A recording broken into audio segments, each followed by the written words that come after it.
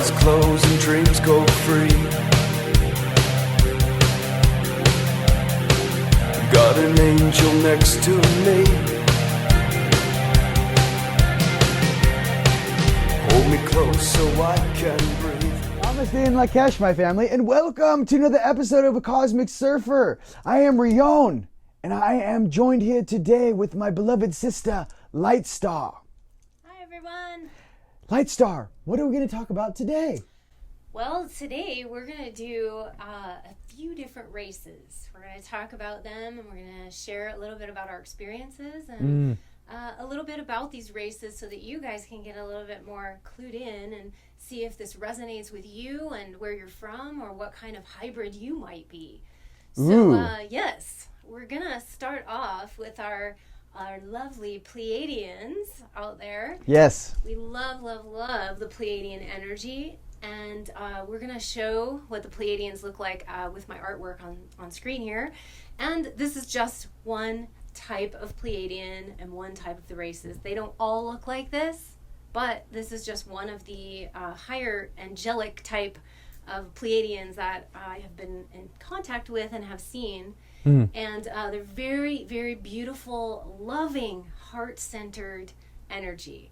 If anything, of all the races, the heart-centered Pleiadians, they have a beautiful heart. They are working with high heart energies as well.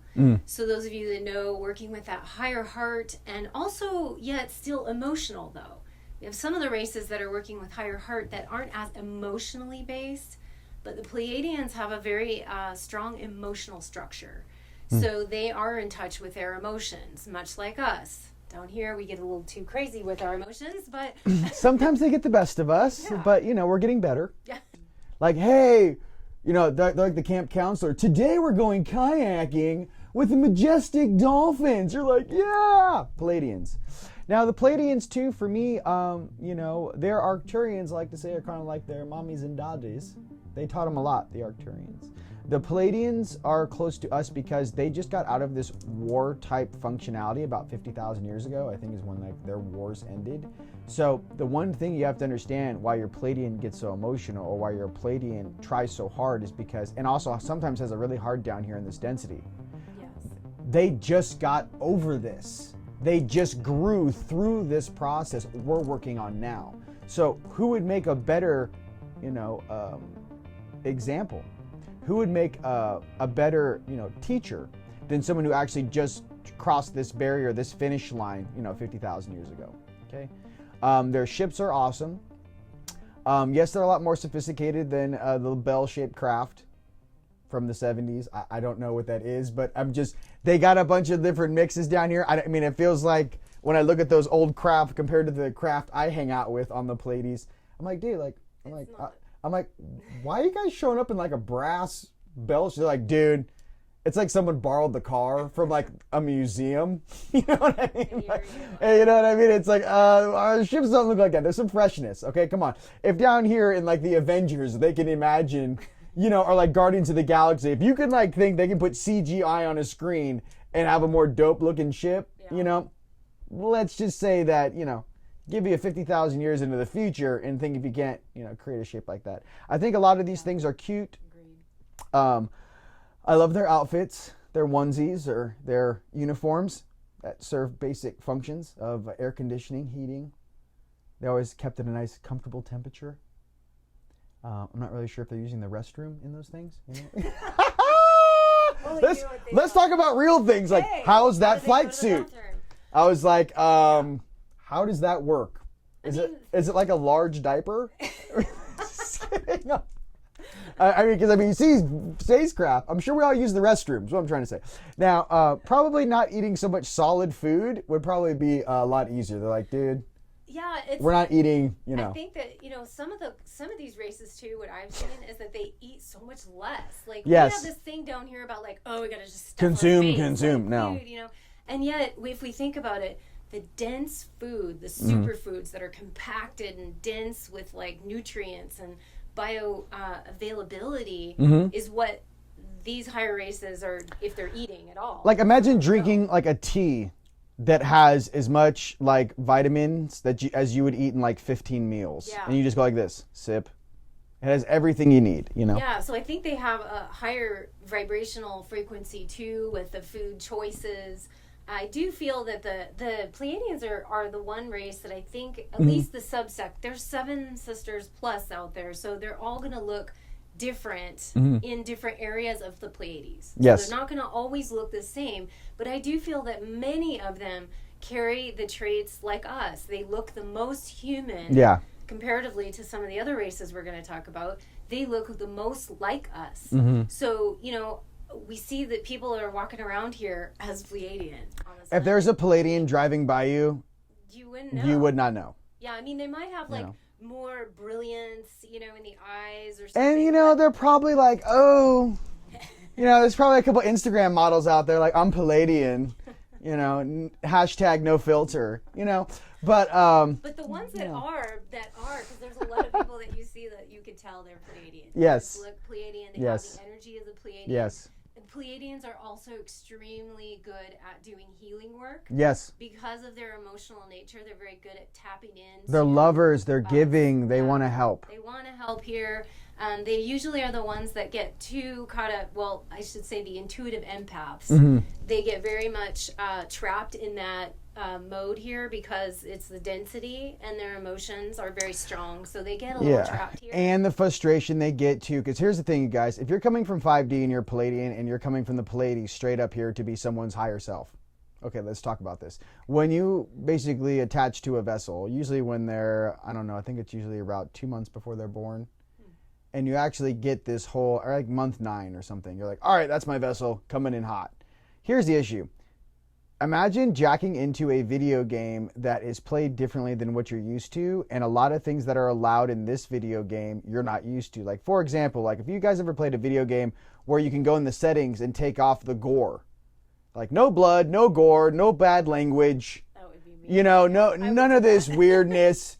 You know, imagine playing Grand Theft Auto and you made it like, you know, a 12-year-old, you know, settings all the way down it, right? Well, the issue is that when they get here and they're experiencing stuff with you guys and us, you know, as our, you know, their lower selves, it's very difficult for them to watch us suffer.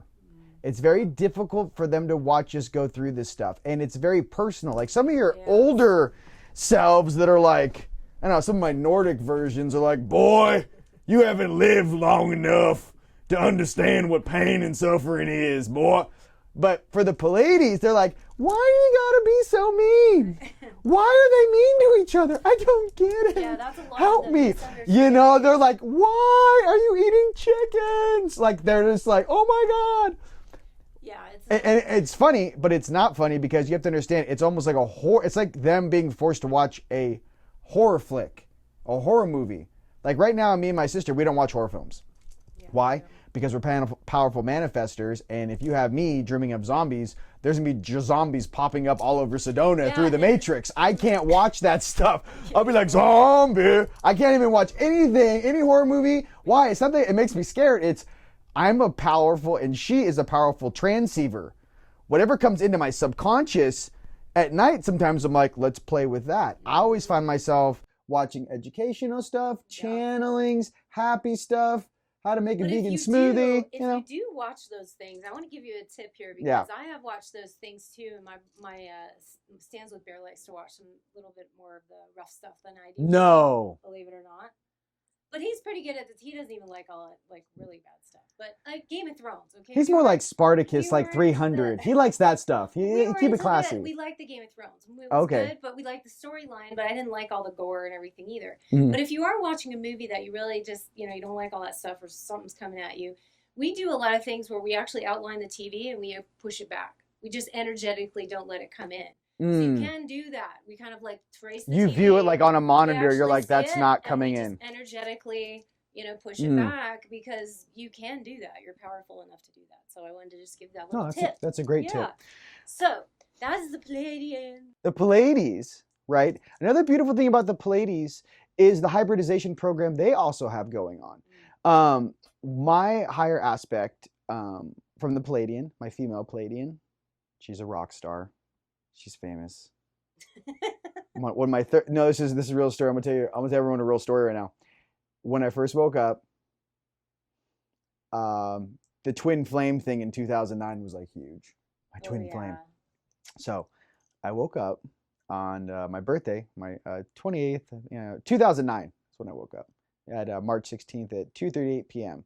That night, all my higher selves introduced themselves to me one by one. My third eye was on, and I could just barely see, I could make out what they looked like, and I could see them.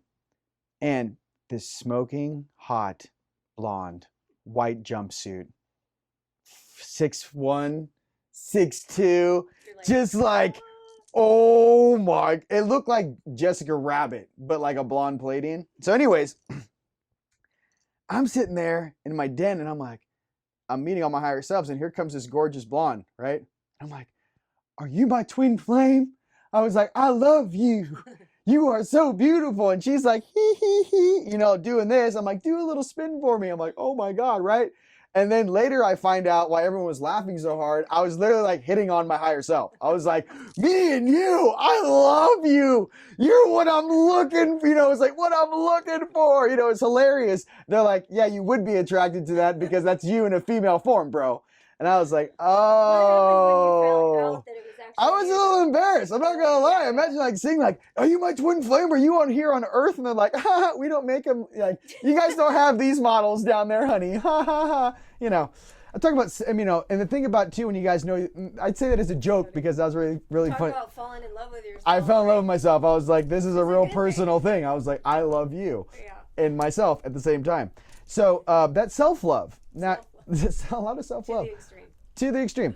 But I thought that was very interesting, and because as I grew up and I learned more about each of my higher selves, especially my female Palladian aspect, I also learned that in the Pleiades, she got in a beef with her dad about taking this mission because she knew she'd be in a system where there's a hybridization program going on and that she'd be attached to me in a vessel that has multiple realities and different dimensional aspects interacting.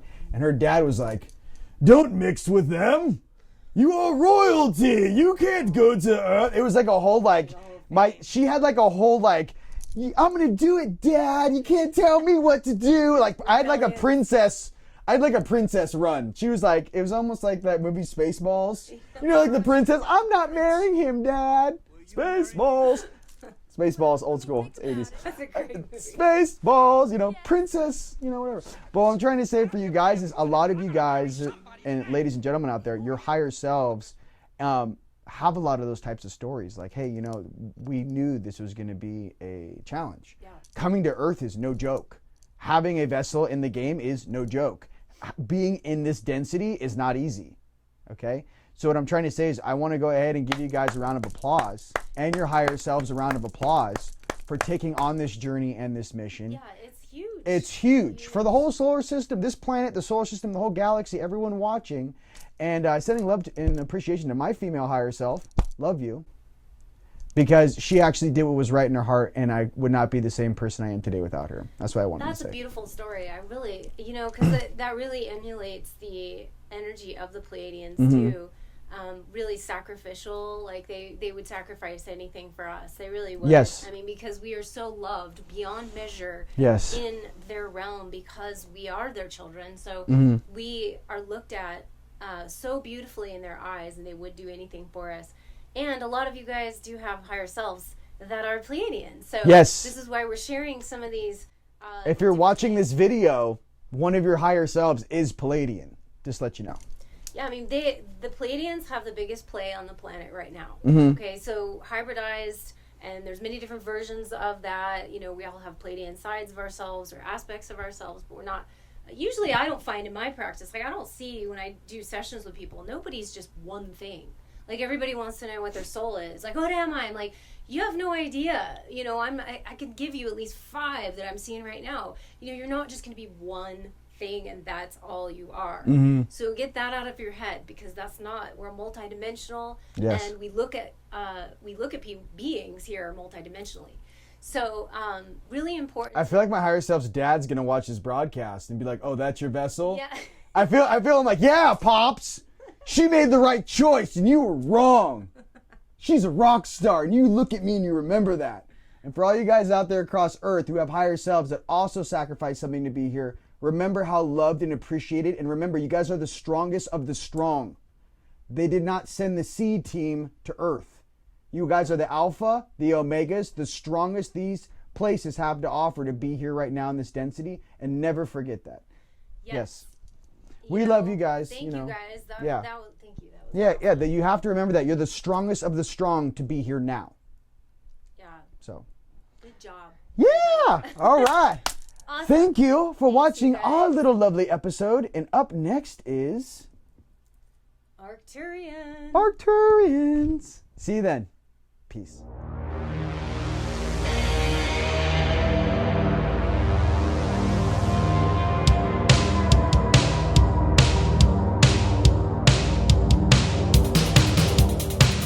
Eyes closed and dreams go free.